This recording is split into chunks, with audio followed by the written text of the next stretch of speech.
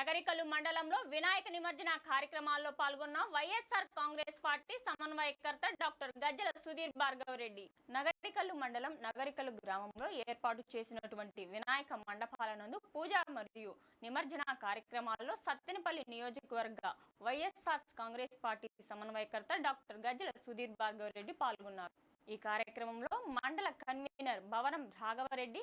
రాష్ట్ర booth committee general secretary Medam Praveen Kumar Reddy, రాష్ట్ర social media joint secretary Paluri Rajasekhar Reddy, Pantham Nagireddy, Byreddy, Parameshwar Reddy, సాగం Chandrasekhar Reddy, నాయకులు, కార్యకర్తలు తదితరులు పాల్గొన్నారు।